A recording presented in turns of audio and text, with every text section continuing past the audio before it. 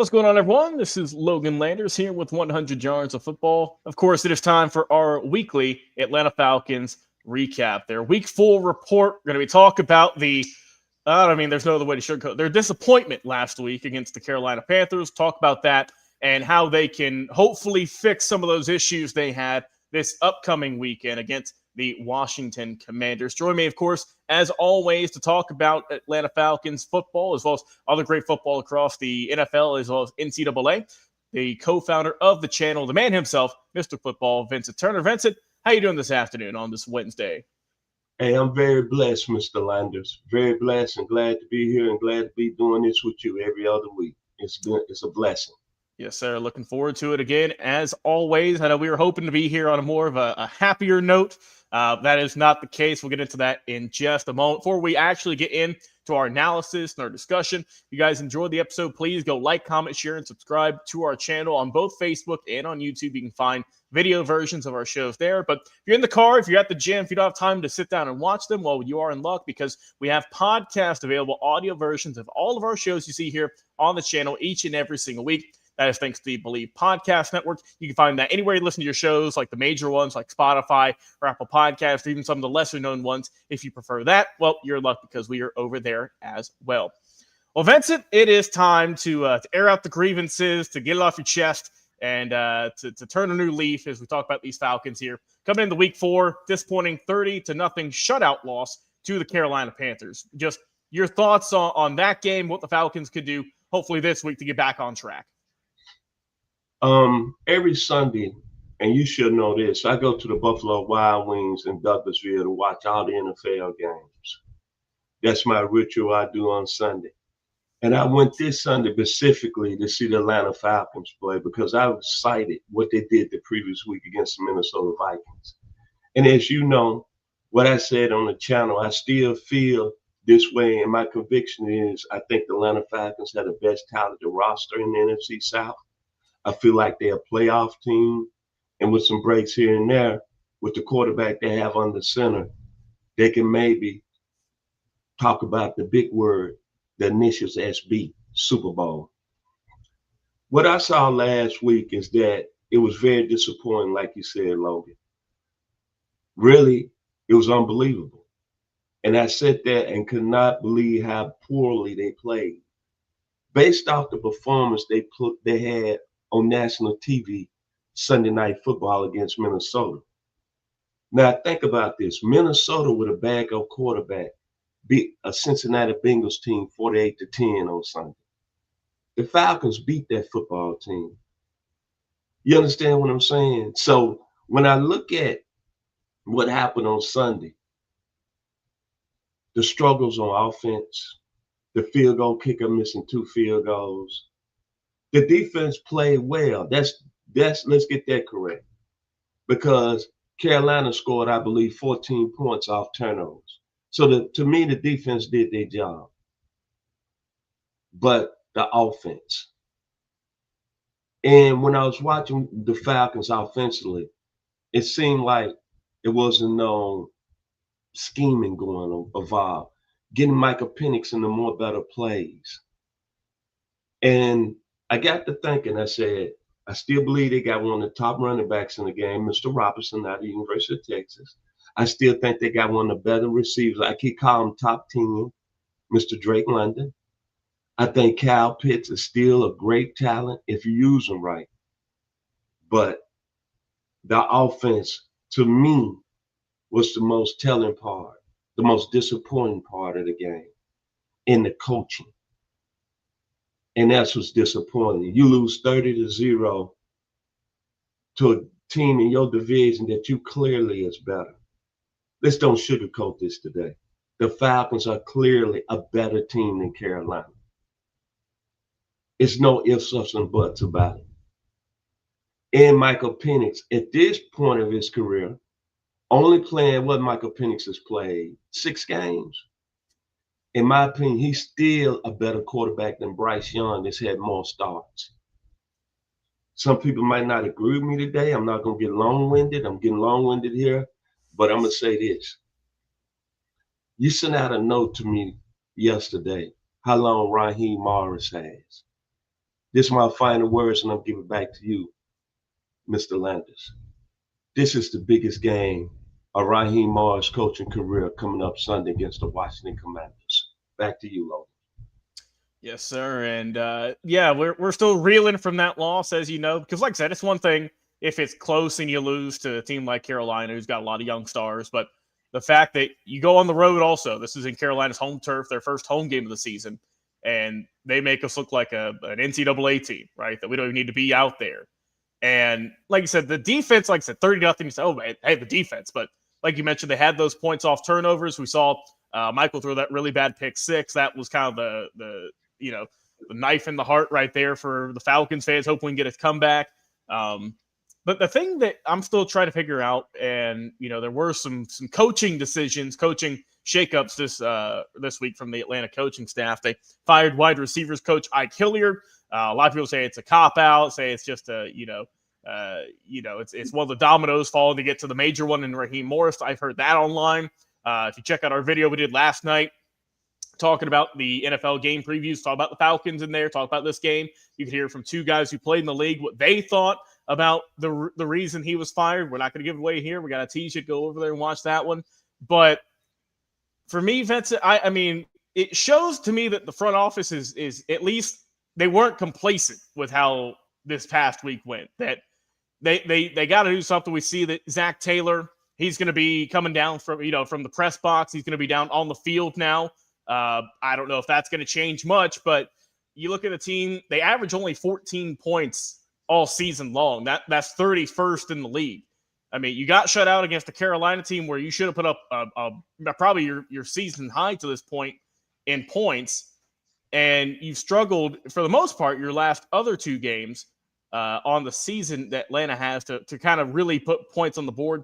Yeah, you got the 22-6 win against Minnesota. That was solid, and you got 20 against the Buccaneers. But this one, man, you feel like it should have went reverse, right? It should have been the Falcons got 30, Carolina got nothing because of how good the defense had played.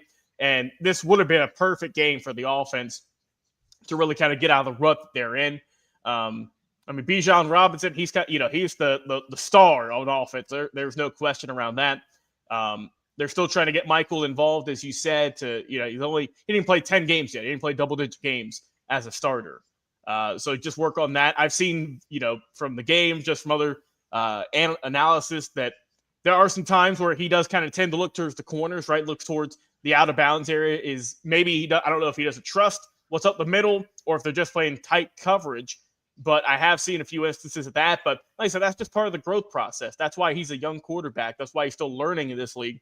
And like I said, we both believe, a lot of the Falcons fans still got a lot of belief that Michael Penix is the answer at quarterback. Like I say, you've got these growing pains. You've heard players all this week, ever since the loss, they've said, we got to get it right this week. We have to fix whatever went wrong against Carolina. We have to do that against the Washington Commanders, because Washington, Vincent, they're no joke.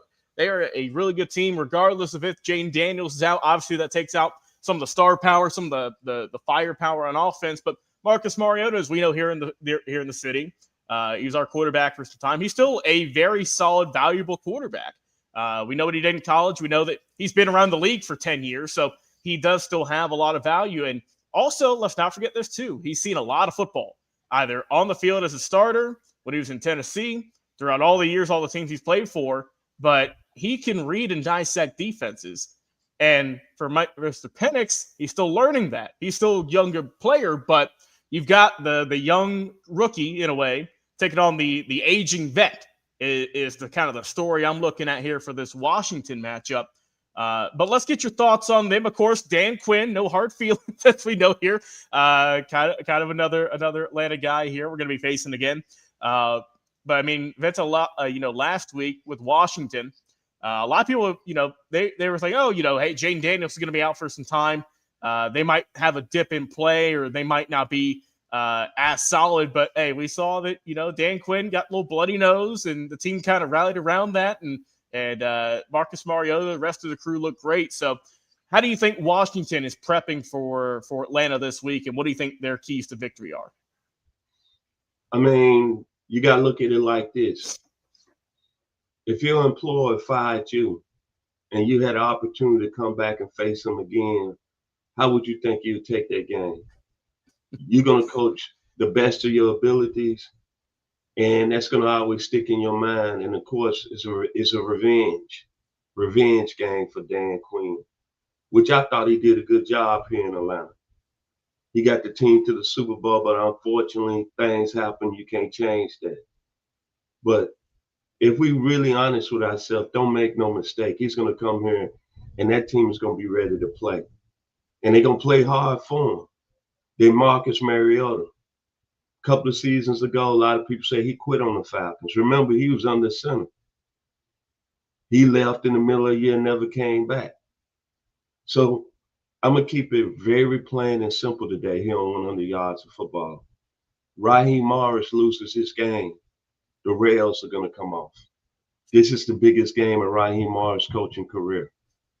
Because Dan Quinn and the Commanders, without Jaden Daniels, is coming here to win this football game. Back to you, Mr. Landers. Yes, sir. My thoughts on Washington here before we wrap up the show. I did see also, we're not sure at the time of this recording if Terry McLaurin is going to play. He has that quadriceps injury. He's still listed as questionable. They're going to explore some options. So don't know if he's going to be in the starting lineup, but you got to believe if he can be there, he will definitely help out this team all they can. We know, what a great ball player he is out of Ohio State. He's done some good work in the league. But I mean, hey, you got Debo, right? You got Debo who you picked up. He's been doing some good work this year. Zach Ertz is Mr. Reliable for your offense there, big tight end. But the way the Falcons win this game, obviously, you kind of got to lock in on Mariota because the running game hasn't done a ton in a way for Washington on the season. Two guys, Ja'Cory Crosby Merritt, and of course, Jeremy Nichols, both those guys getting kind of the bulk of the carries. Austin Eckler was there for a little, did some good work as well for a little bit for, I believe he did get hurt. But focus on Mariota for the most part. Running game, nothing too lethal. Get those receivers, like I mentioned, McLaurin, Samuel, and Ertz. Those are your main culprits you got to watch out for there. And for the defense, what you got to look out for. This team for Washington has 9 sacks on the year, so they are going to be able to get to the quarterback a good bit. Of course, you got guys like Armstrong, Bobby Wagner, Von Miller. I mean, they got all the guys, who were put in, 5-10 years ago. They were top of the league. They get a little older in the tooth now, a little bit grayer in the hair, but they can still put some good work in there on the D line there, the linebacking position as well. But I did find this one stat here interesting, Vincent, is that on the season, the Commanders have no interceptions. They've not been able to pick off one ball yet. So if you're Michael Penix Jr., you're seeing that, you say, okay, for one reason or another, they haven't been able to get any takeaways, which is what killed us last week. So might want to just roll it out a little bit, get your weapons involved. Everyone's healing up now for Atlanta. We know the offensive firepower they hopefully can have. Haven't seen it quite yet. But this is a good time for the offense to get rolling. Hopefully here, if you give them time to work, if the O-line can handle the D-line, that's also, of course, battles are won and lost in the trenches. If the offensive line can hold it for the Falcons, they can hold off those big guys up front. Let Michael Cook in the background just weigh his options, find someone who's open, get the easy plays, get the big plays also. We haven't seen a ton of the explosion. We saw, 1 or 2, but I feel like this offense is capable of a little bit more. And maybe open up the playbook a little bit more. I don't know if they're just being very conservative with it, just because Michael's still getting adjusted to it. But at some point, man, you got to take off the training wheels. You got to let them fly. And we know that from what we've seen, the small sample that Michael he's ride or die for this team. He's put his body on the line. He's made risky moves, but gotten touchdowns, grit his teeth, and that's what you want from a quarterback. So open up the playbook. Don't hold them back anymore. I think this is the time to shine. And you got to make a statement, like you said. You got to win this game. You got to be competitive at minimum. Is you got to be close with this team. And like you said, if you lose this game against Washington, against your former head coach, against your former quarterback, and potentially one of their top receivers might not even play, it's tough to that point. If you're a Falcons fan or GM or anyone really that follows the team to really just think, man, is Raheem Morris the main guy we want here, to help this team to get us to the mountaintop, right? Because we've seen a ton of really good coaches, right, have good long careers, but they can never take you to the top. And hell, for the Falcons, we're just hoping to get to the playoffs at this point. It's been that long. But we'll see if Morris can do it. This is, like you said, last week for a lot of people was kind of the straw that broke the camel's back. This one is some hopeful redemption. So we'll see what happens with the Atlanta Falcons in their Week 4 matchup against the Washington Commanders. Vincent, your final thoughts here before we end the show today. Plain and simple. Biggest game of Raheem Morris' coaching career. In his 2 years here as the head coach of the Atlanta Falcons. The Falcons must win this football game and get back on track. Back to you, Logan. Yes, sir. I'll go final score for this one. Falcons, you let me down last week. Don't let me down this week, please. Final score, I'll go Vincent. Tight one in this one because you never know. I'll go final score 28-21 in favor of the Falcons. They can score the most points on the season. You would think open up the offense, and let's hope they get a win this upcoming weekend. Once again, it's going to be on Sunday, 1 o'clock kick, this upcoming game here in Week 4. Well, guys, if you've enjoyed this episode, this breakdown of the Atlanta Falcons taking on the Washington Commanders this week, thank you first and foremost for tuning in. I want to hear your thoughts in the comments. What's going to be the final score? Who's going to be, a guy who has a great breakout performance? And, if the Falcons win this game, is Raheem Morris, is he safe for a little bit longer? And if he loses, how much longer is that leash? So we want to hear it in the comments on Facebook, YouTube. Also, like I said, go download our podcast, available each and every single week on the Believe Podcast Network. Well, for the co-founder here of the channel, Mr. Football himself, Vincent Turner, thank you as always for coming on here, talking some Falcons. I've been your host and producer, Logan Landers. Guys, enjoy your weekend. Go watch the Falcons, and we'll see you on another live episode.